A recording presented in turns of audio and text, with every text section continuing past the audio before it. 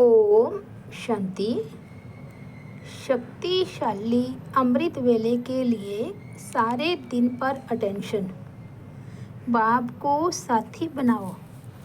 सदा उठते ही पहले बाप से मीठी मीठी बातें करना और दिन में भी बीच बीच में अपने आप को चेक करना कि बाप के साथ हैं, और रात को बाप के साथ ही सोना, अकेले नहीं सोना। तो सदा बाप का साथ अनुभव होता रहेगा। सभी को बाप का संदेश देते रहेंगे। मर्यादा की लकीर के अंदर ही रहो। अपने को सच्ची सीता समझते हो। सच्ची सीता अर्थात हर कदम श्रीमत की लकीर के अंदर। तो सदा लकीर के अंदर रहते हो ना। राम एक है, बाकी सब सीताएं हो। सीता को लकीर के अंदर ही बैठना है। सदा बाप की याद, सदा बाप की श्रीमत। ऐसी लकीर के अंदर रहने वाली सच्ची सीता। एक कदम भी बिना श्रीमत के नहीं।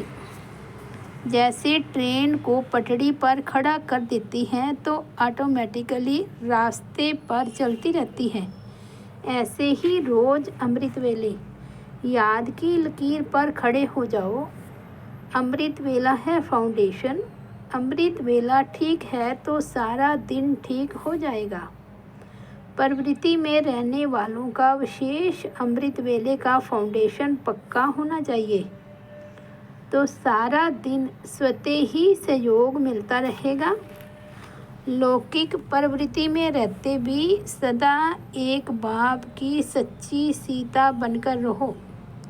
सीता को सदा राम ही याद रहे। नस नस में राम की स्मृति की आवाज़ हो।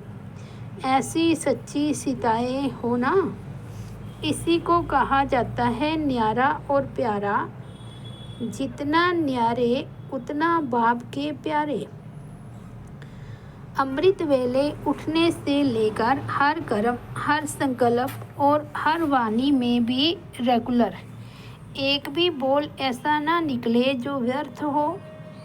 अमृत वेले से लेकर रात तक जो भी बाप ने श्रेष्ठ मत दी है, उसी मत के अनुसार सारी दिनचर्या व्यतीत करते हो। उठना कैसे, चलना कैसे है, खाना कैसे है, कार्य व्यवहार कैसे करना है, सबके प्रति श्रेष्ठ मत मिली हुई है।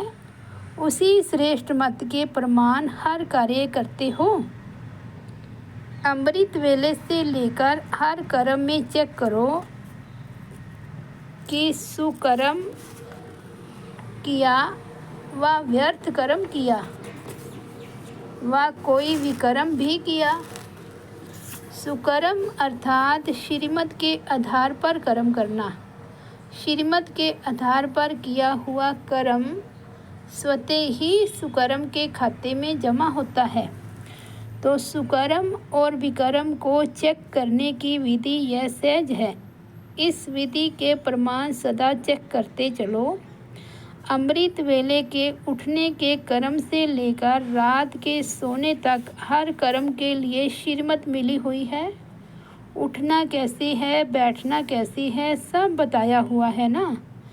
अगर वैसे नहीं उठते तो अमृत वेले से श्रेष्ठ कर्म की श्रेष्ठ प्रारब्ध बना नहीं सकते, अर्थात व्यर्थ और विकर्म के त्यागी बन नहीं सकते। तो इस संबंध का भी त्याग, व्यर्थ का भी त्याग करना पड़े। कई समझते हैं कि कोई विकर्म तो किया नहीं, कोई भूल तो की नहीं, ऐसा कोई बोल तो बोला नहीं, लेकिन व्यर्थ बोल समर्थ बनने नहीं देंगे, अर्थात श्रेष्ठ भाग्यवान बनने नहीं देंगे। सारे दिन में भिन्न भिन्न रूप धारण करो। स्मृति में रखने के 5 स्वरूप। पहला, मैं बच्चा हूँ। दूसरा, मैं गॉडली स्टूडेंट हूँ। तीसरा, मैं रूहानी यात्री हूँ। चौथा, मैं योद्धा हूँ। पांचवा, मैं ईश्वरीय व खुदाई खिदमतगार हूँ। ये 5 स्वरूप स्मृति में रहे। जैसे बाप दादा के 3 मुख्य रूप हैं, है तो सर्व संबंध, फिर भी 3 संबंध मुख्य है ना। ऐसे ही सारे दिन के अंदर आपके भी मुख्य 3 रूप आपको याद रहने चाहिए। जैसे बाल अवस्था, युवा अवस्था, वृद्ध अवस्था होती है, फिर मृत्यु होती है, ये चक्कर चलता है ना। तो सारे दिन में 3 रूप कौन से याद रहे, जिससे स्मृति भी सहज रहे और सफलता भी ज़्यादा हो। जैसे बाप के ये 3 रूप वर्णन करते हो, बाप, टीचर, सतगुरु, वैसे ही आपके 3 रूप कौन से हैं। सवेरे सवेरे अमृत वेले जब उठते हो और याद की यात्रा में रहते हो व रूह रिहान करते हो, तो उस समय का रूप कौन सा होता है, बालक सो मालिक। जब रूह रिहान करते हो तो बालक रूप याद रहता है ना, और जब याद की यात्रा के अनुभव रूप बन जाते हो तो मालिकपन का रूप होता है।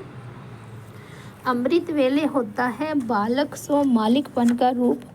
फिर कौन सा रूप होता है, गॉडली स्टूडेंट लाइफ। फिर तीसरा रूप है सेवा का रूप। ये तीनों रूप सारे दिन में धारण करते कर्तव्य करते चलते हो।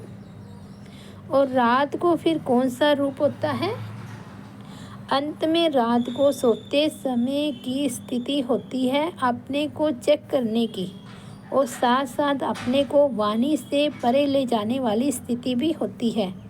उस स्थिति में स्थित हो, एक दिन को समाप्त करते हो, फिर दूसरा दिन शुरू होता है। तो वह स्थिति ऐसी होनी चाहिए जैसे नींद में इस दुनिया की कोई भी बात, कोई भी आवाज़, कोई भी आकर्षण नहीं होता है। शाम के समय याद की यात्रा में रहो। शाम के समय भी 7 से 7:30 तक ये समय विशेष अच्छा होता है। जैसे अमृत वेले का सतोगुनी टाइम होता है, वैसे ये शाम का टाइम भी सतोगुनी है। सैर पर भी इसी टाइम निकलते हैं। रोज़ रात्रि को अपना पोता मेल चेक करो।